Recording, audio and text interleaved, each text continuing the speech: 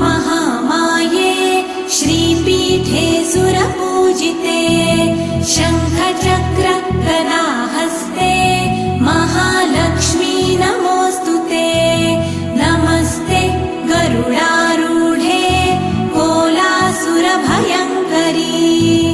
सर्वपाप हरे देवी महालक्ष्मी नमोऽस्तुते महादेव्यै च विद्महे विष्णुपत्न्यै च धीमहि तन्नो लक्ष्मी प्रचोदयात्।